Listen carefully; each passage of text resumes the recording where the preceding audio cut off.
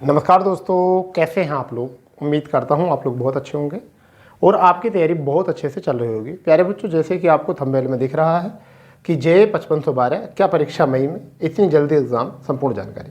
आज हम जो बात करने वाले हैं वो जूनियर असिस्टेंट के बारे में बात कर रहे हैं। जितने भी बच्चे केवल जूनियर असिस्टेंट से जुड़े हैं, केवल वही इस वीडियो को देखें, उनके लिए बहुत हेल्पफुल ये वीडियो होने वाला है।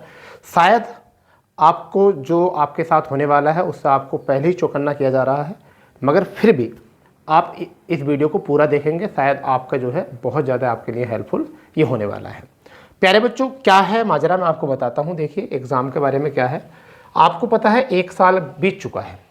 आपको यहाँ डेट दिख रही होगी, ये डेट यहाँ पर आपकी है, ये डेट आपको यहाँ दिख रही होगी पूरी 14 मार्च, यानी कि 14 मार्च 2024 को इन 5512 वैकेंसी पर एक शॉर्ट लिस्ट जारी होती है और इस शॉर्ट लिस्ट में आपको बताया जाता है कि आप कितने बच्चों को यहाँ पर जो है शॉर्ट लिस्ट किया गया है और कितने बच्चों ने इसमें आवेदन किया था। तो मैं आपको बताता हूँ, इसमें ओवरऑल जो टोटल फॉर्म पड़े थे वो इसमें टोटल फॉर्म पड़े थे 2.46 लाख, इतने यहाँ फॉर्म पड़े थे। परंतु यहाँ पर जो शॉर्ट लिस्ट किया गया वो कब किया गया, 14 मार्च 2024 को, और 2.43 लाख लोगों को यहाँ पर जो है शॉर्ट लिस्ट।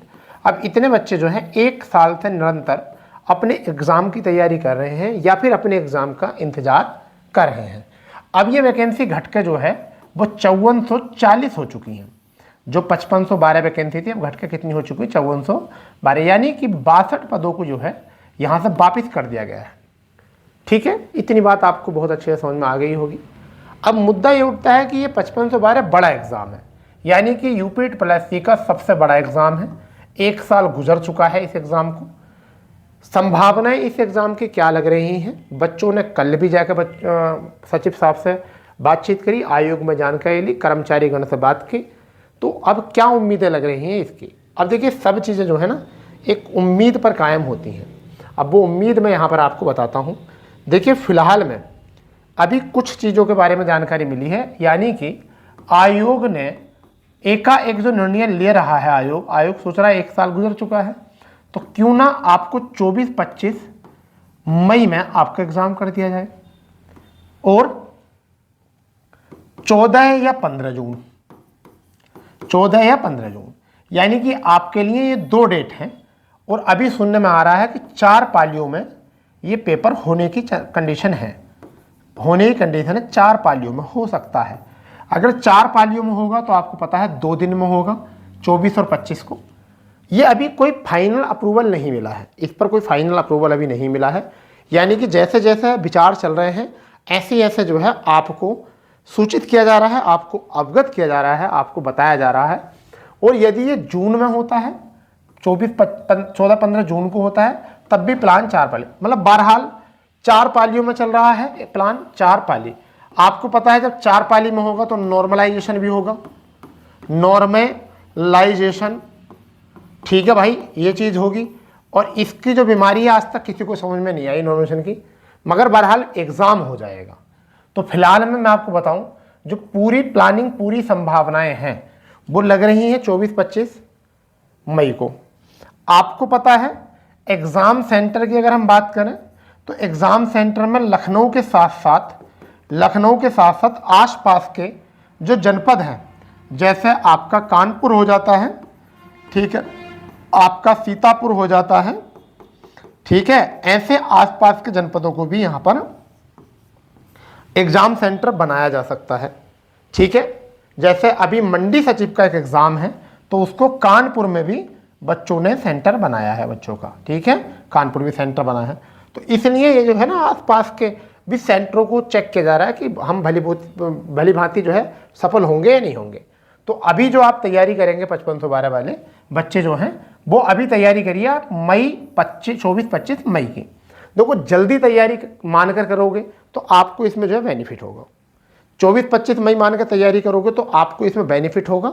ठीक है, अगर पेपर होगा इस तारीख को तो फिर तो सोने पर सुहागा, और अगर नहीं होता है 14-15 जून को होता है तो फिर आपको जो है ना आपको 100% रिवीजन करने का, क्या करने का, रिवीजन करने का जो है मौका मिल जाएगा। मौका मिल जाए तो फिर तो आप ये समझिए फाइनल मोहर लगा देंगे इसमें। 20 दिन की 20-21 दिन की फाइनल मोहर लगा देंगे और उसमें जो है आप क्या करोगे, रिवाइज रिवाइज रिवाइज रिवाइज, क्योंकि तैयार तो आप 24-25 तारीख को ही हो गए ना एग्जाम देने के लिए। और अगर 24-25 में ही हो जाता है तो आप पहले से तैयार हैं, समझे, आप पहले से तैयार हैं। और अगर डेट आगे बढ़ती है तो भैया फिर तो आपको अपने कोर्स को आगे रिवाइज करने का मौका मिल जाएगा। तो ये समझ लीजिए कि अब जो है इस इम्तिहान की घड़ी जो है ना धीरे धीरे समाप्त होने वाली है। 14 मार्च से लगातार चल रही थी। आज 5 मई है, फिर 5 अप्रैल है, आज 5 अप्रैल है। मुझे ऐसा लगता है कि 16 दिन ये 5 ये, यानी कि लगभग ऐसा मान के चलिए हम 13 माह पूरे करने वाले हैं कुछ दिनों में।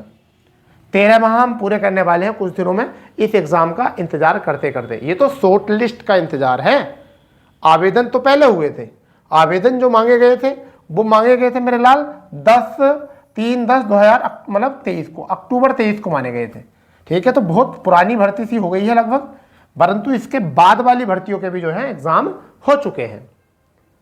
अभी इसी कड़ी में जो है 2 एग्जाम और हैं आपके, एक तो ड्राफ्टमैन का एग्जाम और एक स्टेनोग्राफर 333 का एग्जाम, जो 277 पोस्ट पर भर्ती निकल कर आई थी और अब उसको जो है 333 कर दिया गया है। जब ये एग्जाम हो जाएंगे तो फिर आगे आपके 3284 की शॉर्ट लिस्ट और 1224 जो स्टेनोग्राफर है उनकी प्रक्रिया आगे बढ़ाए दी जाएगी। ठीक है भाई, तो कहने का मतलब ये है कि आप लोगों को इन चीज़ों से पता तो चल गया।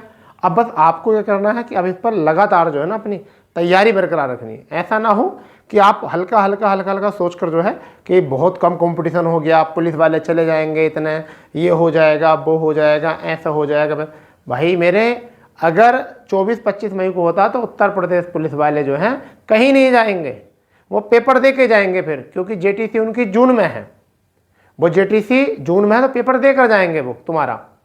ठीक है, तो पेपर तो दे ही देंगे, उसके बाद में रिजल्ट जैसा आएगा वो देख लेंगे। फिर टाइपिंग होगी तो क्या पता टाइपिंग में छुट्टी मिले या ना मिले, परंतु पेपर में तो भीड़ बराबर रहेगी।